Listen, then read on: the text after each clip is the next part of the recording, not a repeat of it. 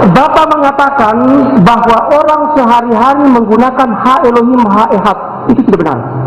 Saya baru datang dari di Israel tanggal 29 April sampai dengan tanggal 4 Mei. Para peserta jangan emosional. Ini ilmiah, debat ilmiah. Jadi punya argumentatif masing-masing. Oke? Ini buku yang saya tulis ya, dan VCD saya, dialog saya dengan Rabbi Chaim Richman di Israel, Direktur Temple Institute. Saya langsung berdialog. Apa dia sebut? Bukan ha Elohim, Pak. Hashem, Hashem, the name. Bapak mengatakan ha itu dia, tidak benar. Judul yang ketiga, ha itu artinya the, bukan dia. Dia dalam bahasa Ibrani itu adalah who. Nah itu Pak. Jadi mari kita berbicara yang jujur. Terima kasih. Oke, terima kasih. Ya Hadi, ya Bashir, ya Tabibi, Nabiullah, khairul khalqi jami'an, lahu a'la manasibi wal marati, salatullahi subhanallah. Rahmati Allah, semoga Allah senantiasa curahkan segala rahmat, segala nikmat yang berkepanjangan dan tiada kamu hujung dari dunia hingga akhirat, insyaallah. Dan Allah pun kumpulkan kita para kaum muslimin di bawah naungan aras Allah beserta para nabi, beserta para orang-orang yang Allah kasihi, Allah sayangi, Allah cinta, insyaallah, di bawah naungan aras Allah kelak di mana tiada naungan selain daripada naungannya, insyaallah. Amin amin Allahumma amin. Kaum muslimin, pada kesempatan malam hari ini saya akan mengunggah sebuah video di mana video ini mengisahkan tentang perdebatan Islam Kristen ya. Yang dimana pihak Muslim itu ada 3 pembicara, namun di pihak Kristen ada 4, jadi 4 lawan 3 gitu ya. Tapi di sini ya dari pihak Kristen, wah lama-lama emosi kaum muslimin dan ya itulah tidak seimbang ya, karena memang dari pihak pembicara Muslim itu ada Al-Mukarram Dr.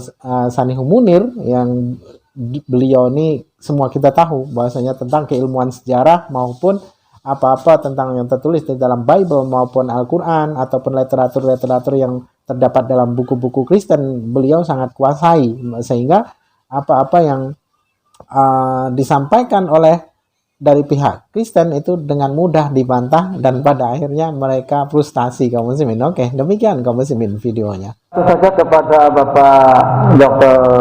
Sanuhu untuk memberikan konfirmasi apa yang tadi disampaikan. Itu 10 menit, Pak. Terima kasih. Jadi terima kasih atas penjelasan dari Pak Dr. Cahyadi. Jadi makin dijelaskan makin terang bahwa Pak Cahyadi ini adalah penganut ajaran Paulus, penyembah Kristus, Tuhan yang diciptakan Paulus untuk orang Kristen. Jadi di sini beliau mengatakan bahwa anak Allah ada di dalam Al-Quran, ya. Tetapi sebelumnya saya ingin menjelaskan siapa anak Allah versi Paulus ini, ya kan? Marilah kita lihat dulu kepada Paul Philip.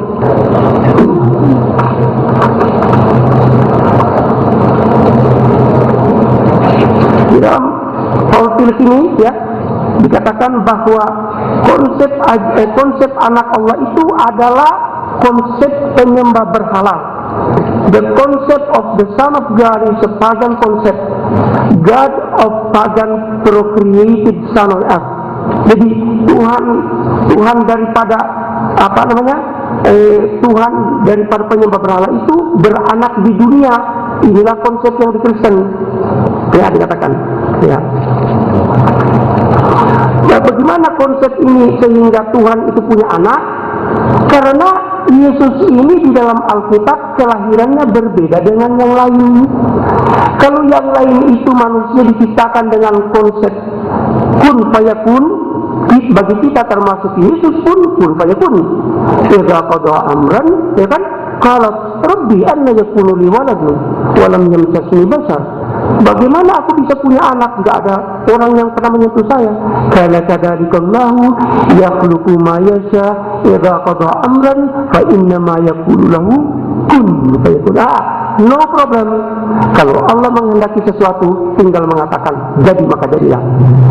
Bagaimana konsep dalam Kristen tentang kelahiran Nabi Isa? Silakan buka Lukas pasal 1 ayat 35. And the power of the Most High come and overshadow thee, so that the one who will be born will be called holy, the Son of God. Bagaimana caranya?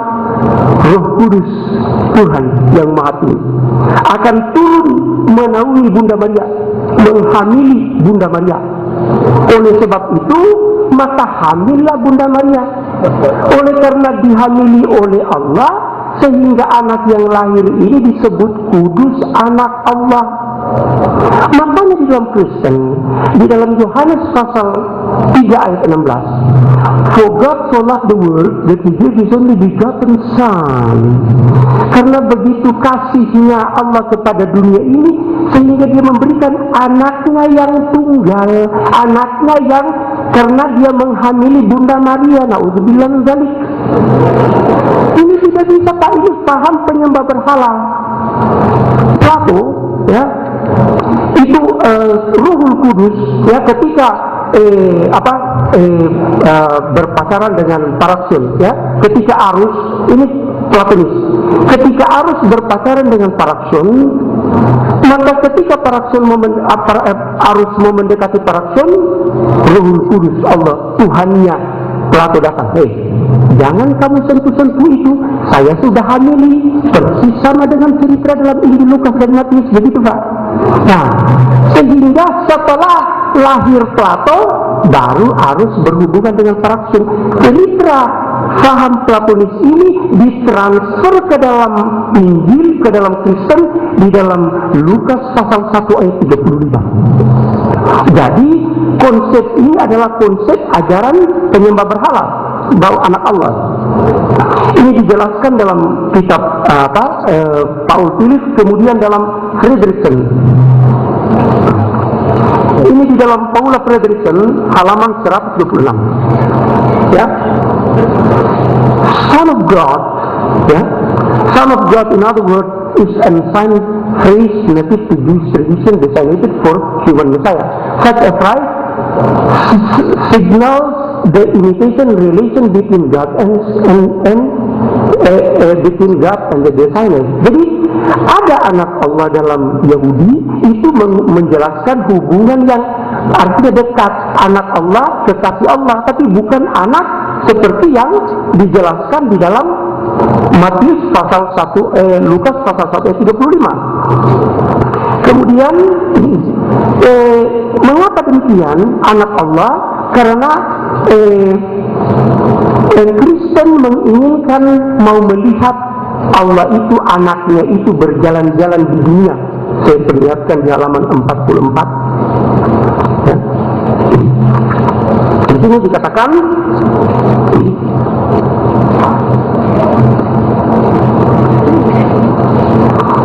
turning to Christology, Irenaeus says the invisible of the Son is the Father, and the visible of the Father is a Son. Jadi yang tidak kelihatan itu Allah, kalau yang kelihatan itu anak.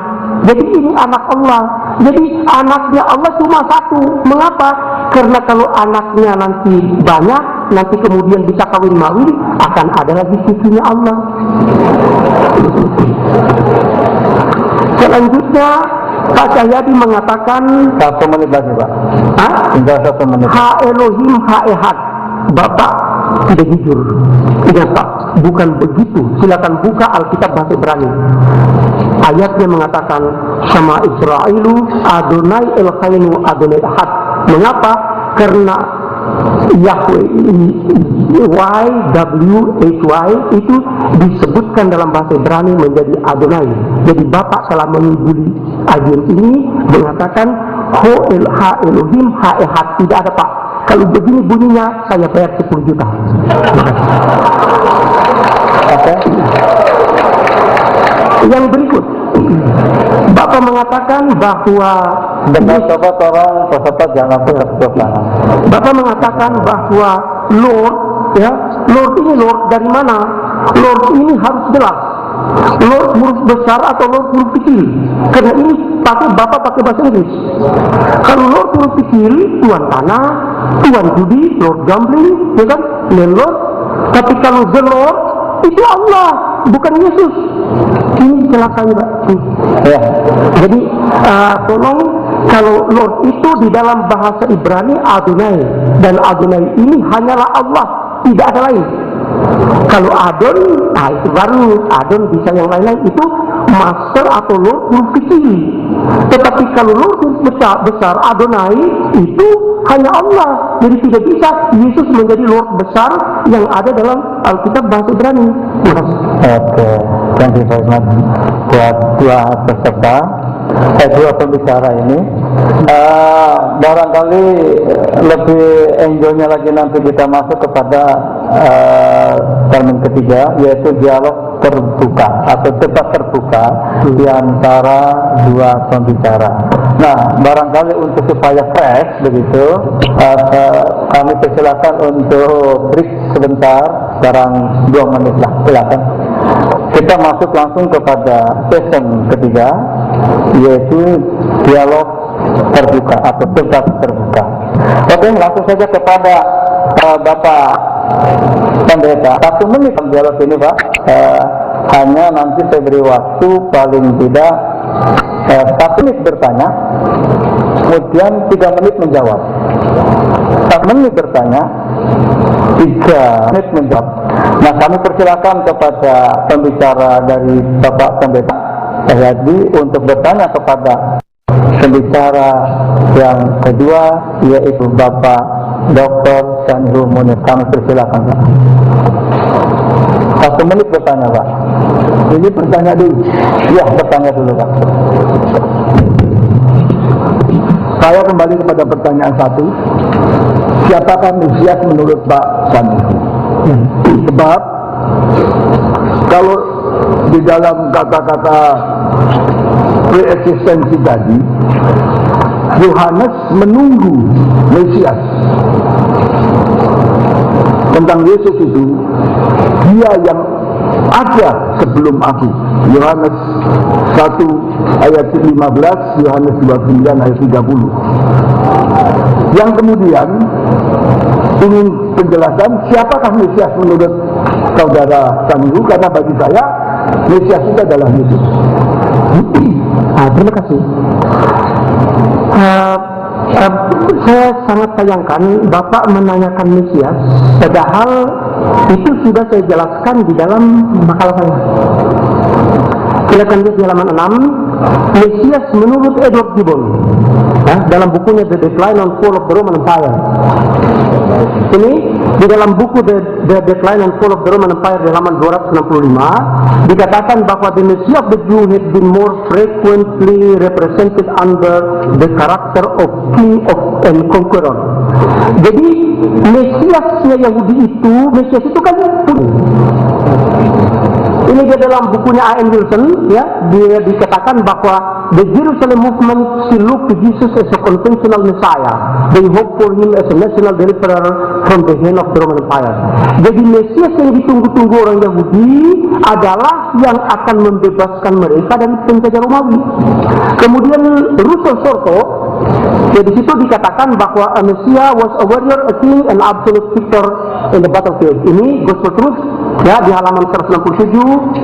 A Messiah was a warrior, a king, and absolute victor on the battlefield. Jadi Mesias itu adalah raja pemenang dalam pertempuran. Jadi mereka itu menanti Mesias yang akan membebaskan Yahudi dari Israel dari penjajahan Romawi. Kita was a warrior, a king, and absolute victor on the battlefield. Jadi Mesias itu adalah raja pemenang dalam pertempuran. Jadi mereka itu menanti Mesias yang akan membebaskan Yahudi dari Israel dari penjajahan Romawi. Kita Islam tidak menunggu Mesias. Ngapain kita? Tidak ada yang jaga Nabi Muhammad SAW, tidak. Oleh sebab itu Nabi Muhammad tidak menunggu Mesias, karena Mesias itu ditunggu oleh orang Yahudi. Jadi bagi kami, kita tidak punya urusan dengan Mesias. Yang kita punya urusan itu Innamal Masihu Isa bin Maryam Rasulullah. Sesungguhnya Isa putra Maryam itu Rasul Allah, itulah Yesus, Rasul Allah. bukan Tuhan, ya kan, bukan anak Allah. Barangkali tolong dijelaskan Pak mana anak Allah dalam Al-Quran. Ya, terima kasih. Tadi ada satu hal yang disampaikan oleh Bapak Cahyadi tentang bahwa Quran juga menyebutkan bahwa Allah mungkin ngambil anak. Sebetulnya ini ada kekeliruan yang perlu kita luruskan. Allah mengatakan lau aradallahu ayattakhidha waladan subhana. Lau aradallahu ayattakhidha waladan lastafa mimma yakhluqu ma yasha. Subhana wallahul wahidul qahhar. Ini sebetulnya merupakan penolakan terhadap dakwaan orang-orang Yahudi, orang ahli kitab, bahwa Allah itu punya anak. Allah mengatakan, kalau Allah menginginkan anak, niscaya Allah Subhanahu wa ta'ala memilih sesuai yang Dia kehendaki, bukan usulan manusia. Dan Allah tidak perlu anak. Maka dikatakan wal wahidul qahhar. Dialah Allah satu yang Maha Penakluk. Maka ayat-ayat banyak sekali ya, dalam surat Kahfi ayat 4, surat Maryam ayat 88 sampai 92, surat Al-An'am ayat 101, Al-Baqarah 116-17, Allah mengatakan subhana anna yakunu lahu wa lam takul lahu sahibah. Bagaimana Allah punya anak sementara Allah tidak punya istri? Ini yang perlu penjelasan tentang anak Allah Subhanahu wa ta'ala. Dan yang kedua tentang kata-kata Tuhan, yang saya cukup simpati dengan apa yang dikatakan oleh Pak Cahyadi ketika mengatakan Tuhan yang dimaksudkan adalah Tuhan, artinya orang yang dihormati. Kali itu bagi kita juga menghargai Nabi Isa. Cuma dalam Islam itu penggunaan kata-kata perlu perhatian. Artinya ketika kata-kata itu diartikan salah, maka kata-kata harus kita tinggalkan. Seperti dalam Quran dilarang menggunakan kata ra'ina. Jadi jangan sampai kita memanggil Nabi Muhammad dengan ra'ina. Kalau ra'ina artinya bisa jadikan perhatikan kami, dan juga bisa diartikan orang yang gila, maka suruh memakai kata undurnya. Jadi kalau kata Tuhan yang dipakai dalam Quran atau dalam Bible artinya Tuhan, artinya yang disembah, itu perlu kita hilangkan. Kembali aja kepada Quran, jelas-jelas mengatakan Nabi Isa adalah Rasulullah, Nabi Salah wajihan sebagaimana diimani oleh Pak Cahyadi. Maka lebih kembali aja pada Quran, lebih jelas dan tidak ada salah penafsiran. Ya, Terima kasih. kami persilakan dari tadi ini yang bertanya, sekarang Bapak dari pihak Islam untuk bertanya kepada Bapak Cahyadi. Silakan Pak. 1 menit Pak. Ya. Nah, ini saya mau lihat masuk kepada masalah di sini di dalam halaman 2. Sesungguhnya perempuan muda mengandung dan akan melahirkan seorang anak laki-laki, dan ia menamakan dia Immanuel. Ya, itu di dalam Yesaya. Silakan buka Alkitab. Yesaya pasal 7 ayat 14. Ya, seorang perempuan mengandung. Ya kan? Mengandung di zamannya Yesaya 700 tahun sebelum Nabi Isa. Lalu kemudian dikatakan dia menamakan dia Immanuel. Lalu ini diarahkan kepada Yesus. Ini tidak benar Pak. Ya kan, siapa yang pernah mengatakan bahwa namanya Yesus itu Immanuel? Siapa yang pernah memanggil? Kalau Bapak dapatkan satu referensi yang mengatakan bahwa Yesus itu dipanggil oleh orang Immanuel, saya bayar lagi 5 juta. Tidak bisa Pak, dengan begitu, ini berbahaya. Jadi ini Alkitab yang mengatakan, tapi orang tidak pernah melakukan itu. Tidak ada orang di zaman Yesus mengatakan hai Immanuel, tidak ada. Coba ini celaka. Nah, oleh sebab itu yang kedua, mengandung. Anak perempuan muda mengandung, itu kan mengandung di zamannya Raja Ahaz. Kenapa itu harus Yesus? Ya kan? Kenapa harus Yesus? Ini tidak benar. Oke. Silakan kami untuk kepada Bapak Pendeta untuk menjawabnya. Silakan Pak. Tidak sampai saja Pak.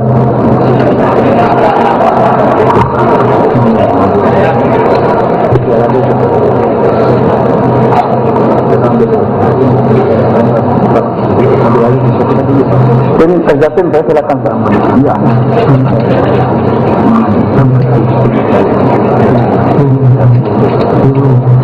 Saya terima kasih karena pertanyaan ini. Saya baca lengkap teksnya saja bersama. Yesaya 7 ayat 14 dan 15. Sebab itu Yahweh sendiri akan memberikan kepadamu satu tanda. Sesungguhnya seorang perempuan muda mengandung dan akan melahirkan anak laki-laki, dan ia akan menamakan dia Immanuel. Di dalam ini Dengan terjemahan lain itu disebut virgin. Jadi jelas dikatakan Yahweh sendiri, Allah Abraham sendiri yang akan memberi tanda. Ini berkaitan dengan nubuatan Alkitab yang dikatakan oleh kepada Adam ketika Adam berdosa, seorang ada permusuhan antara benih perempuan dan benih ular. Oleh karena itu jelas itulah anak yang dijanjikan, the Messiah. Jadi itu yang pertama. Yang kedua, tadi karena saya di sini di dalam tulisan ini dikatakan Tuhan, Pak Sanihu tadi mengatakan dalam tulisan di Alkitab bahasa Ibrani tidak ada nama Yahweh, tapi adanya adalah Adonai. Saya bawa Alkitabnya nih Pak. Barangkali klarifikasi, maksud saya betul di situ tulisannya YHWH. Tetapi kan orang Ibrani, orang Israel tidak membacanya Yahweh. Itu pantang Pak, dibunuh kalau baca begitu. Dibaca dengan Adonai maksud saya. Tapi Bapak menggunakan H. H itu di mana? Tidak ada di situ Pak. Nah ini curang. Terima kasih. Kalau saya senang kalau audiens bisa tertawa supaya nggak ngantuk. Kalau santai saja. Coba carikan Alkitab bahasa Ibrani 10 juta kalau ada tulisan Adonai untuk mengatakan kata ini. Adonai. Pak, saya sudah katakan, walaupun ditulis memang di situ WH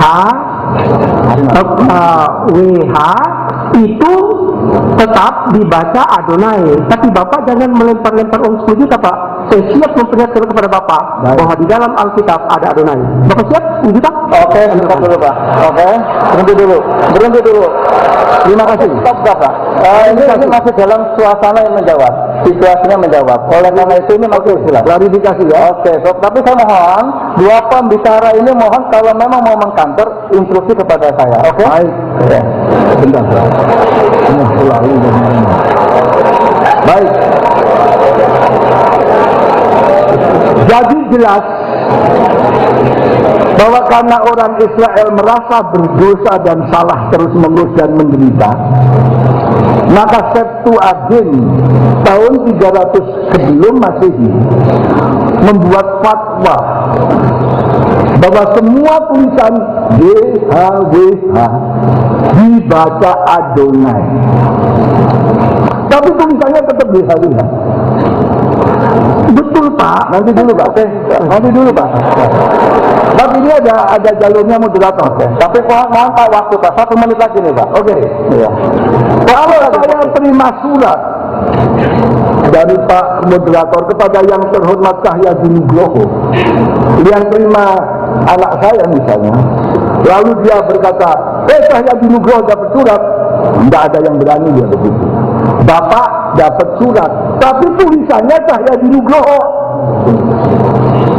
Jadi Anda harus tahu hormat orang Israel kepada nama YHWH itu, maka dia menyebut itu sehari-hari Adonai. Tapi kalau ditanya siapa nama bapakmu, dia akan berkata Nugroho. Orang Israel kalau ditanya siapa nama Allahmu, Yahweh. Jadi ini pengertian yang harus jelas. Jadi dalam hal ini dia tidak berani ngomong seperti itu. Jadi yang kedua, klarifikasi. Dalam bahasa Yahudi dan bahasa Arab itu tidak ada huruf besar, tidak ada huruf kecil. Saya belum pernah melihat alif besar, itu belum pernah lihat saya. Oke, ada tambahan. Oke. Mengenai Yesaya 7 ayat 14 itu memang dalam bahasa aslinya, dalam kamus Strong's juga disebutkan itu berasal dari kata virgin ya. Jadi anak dara yang belum pernah menikah.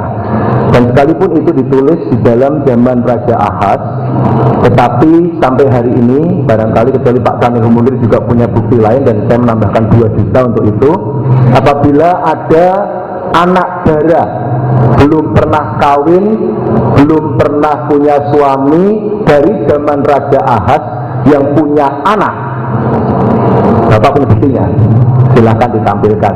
Tetapi yang anak daerah, perawat, belum pernah kawin, punya anak, hanya Maria, Ibu Yesus. Oke, terima kasih. Ini kayak judi saja kita di sekarang ini, 2 juta, 10 juta. Oke, itu 10 juta buat saya nanti, Pak. Oke, silakan sini, Pak. Oke, Nah, Bapak, langsung, Pak. ya, Bapak ini terlalu mengobrol-obrol uang, tapi malah tidak memahami persoalan. Bapak mengatakan bahwa tolong perlihatkan kalau ada orang yang dilahirkan oleh perawan. Di mana dalam perjanjian lama ada kata perawan terhadap Yesaya pasal 7 ayat 14 itu? Bahasa aslinya. Bukan, itu perempuan muda. Masya Allah, silakan. 10 juta saya Pak dapat, Pak. Dari ini 2 juta, dari 12 juta kepada saya nih, Pak. Sudah lihat? Bahasa Ibrani-nya adalah Alma.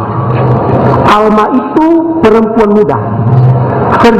Perawan bahasa Ibrani-nya adalah Betulah. Bapak keliru.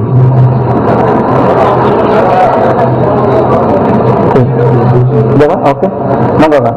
Silakan. Silakan, Pak. Dalam kamus Strong itu diambil pada angka 5959, betul, Alma. Dan kata dasarnya di 5958 itu bisa disebut perempuan muda, tetapi lebih banyak diartikan sebagai virgin, perawan. Tidak bisa karena Kalau kita punya sumber yang berbeda, Pak, barangkali kita perlu konfirmasi kepada penulis sumber berikan ini. kesempatan kepada saya. Oke. Ya.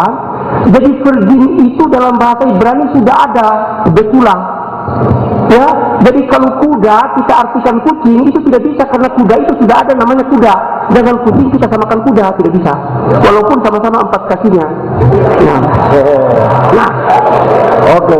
kemudian ini Pak, tolong jangan lagi diulang-ulang bahwa Yahweh itu, Adonai itu tidak ada dan sebagainya.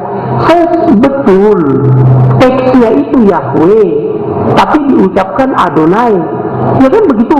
Sejak diterjemahkan pada 300 tahun sebelum Masehi oleh Septuagint yang ke dalam bahasa Yunani itu sudah pakai sudah menggunakan Kyrios, bukan Adonai, Kyrios. Adonai itu bahasa Ibrani-nya, pakai Kyrios bahasa Ibrani. Tetapi Bapak salah membaca. Ini yang saya protes. Bapak menyampaikan kepada umat, kepada audiens, Ulangan pasal 6 ayat 4 atau Markus pasal 12 ayat 29. Sama Israelu Adonai Elhainu Adonai Ehad. Bapak mengatakan Ha Elohim Ha Ehad. Tidak ada begitu, Pak. Silakan buka Alkitab ini.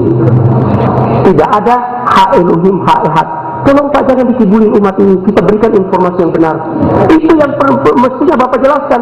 Bukan Bapak mengatakan apakah YHWH ini diganti dengan Adonai. Itu memang benar diganti ucapannya. Tetapi Bapak mengucapkan Ha Elohim Ha Ehad itu ngibul. Baik. Oke, silakan Pak. Saya klarifikasi coba dengan penjelasan saya tadi. Ditulis Yahweh Elohim Yahweh Echad. Diucapkan, dibaca oleh orang Yunani Ibrani karena tidak berani memanggil nama itu, disebut Adonai Elohim Adonai Echad. Dalam sehari-hari saya bertemu dengan orang Israel, silahkan datang ke Israel. Adonai pun dia tidak berani sebut, dia sebut itu Ha Elohim Ha Echad. Bagaimana? Ha Elohim Ha Echad. Itu ucapan sehari-hari orang Israel. Silahkan datang ke Israel. Kalau ini pembuktian, silahkan datang ke Israel. Jadi dalam hal ini harus jelas. Tulisannya Yahweh Elohim Yahweh Echad. Dibacanya Adonai Elohim Adonai Echad. Tapi dalam pembicaraan sehari-hari dia tidak berani menyebut Adonai pun, dia menyebut itu Ha. Artinya dia. Yang sama juga artinya dengan Hu. Karena memang itu bahasa yang serumpun. Pertanyaannya Pak. Jadi klarifikasi tadi. Ya. Jadi jangan saya dibilang ibul. Sebab saya bukan tukang ibul. Oke Pak, silakan langsung. Jadi ini kekibulan lagi yang kedua dan yang ketiga. Bapak mengatakan bahwa orang sehari-hari menggunakan Ha Elohim, Ha Ehad. Itu tidak benar. Saya baru datang dari saya di Israel tanggal 29 April sampai dengan tanggal 4 Mei. Para peserta jangan emosional. Ini ilmiah, debat ilmiah. Jadi punya argumentatif masing-masing. Oke? Ini buku yang saya tulis ya, dan VCD saya, dialog saya dengan Rabbi Chaim Richman di Israel, Direktur Temple Institute. Saya langsung berdialog. Apa dia sebut? Bukan Ha Elohim, Pak. Hashem. Hashem, the name. Bapak mengatakan Ha itu dia, tidak benar. Kibulan ketiga. Ha itu artinya the, bukan dia. Dia dalam bahasa Ibrani itu adalah who. Nah itu Pak. Jadi mari kita berbicara yang jujur. Terima kasih. Oke. Terima kasih. Silakan Pak.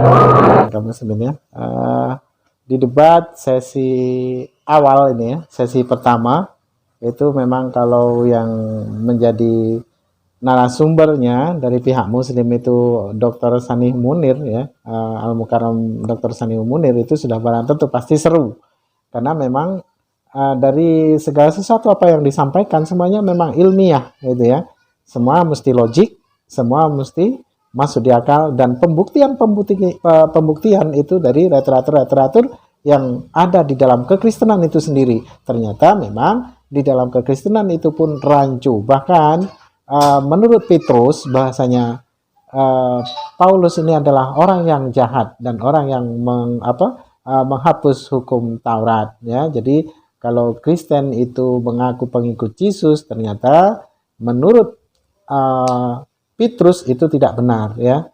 Jadi kalaupun Kristen ini mengaku pengikut Yesus itu salah besar karena mereka tidak mengikuti apa yang diajarkan oleh Yesus, yakni hukum Taurat, yang dimana hukum Taurat ini diajarkan oleh Musa, estafet kenabian sampai ke Yesus alaihissalam tentang bagaimana Taurat Tuhan ataupun Taurat Musa yang diajarkan oleh Yesus alaihissalam kepada kaumnya, yakni Bani Israel. Jadi di sini semua ketika lawan debat dari pihak Kristen itu ngotot ya, berpusing-pusing, semuanya mereka ngarang dan selalu saja dibantah bukan oleh umat Muslim melainkan dengan buku-buku Kristen itu sendiri. Oke, demikian saja kaum muslimin di sesi awal ini ya. Nanti akan saya sambung kembali, ada sesi keduanya yang semakin di ujung acara ini semakin seru kaum muslimin. Oke, demikian saja kaum muslimin yang dapat saya sampaikan. Saya Iri Widosani. Wassalamualaikum warahmatullahi wabarakatuh. يا هدي يا بشير يا طبيبي نبي الله خير الخلق جميعا له أعلى المناسب والمراتب صلاة الله سبحان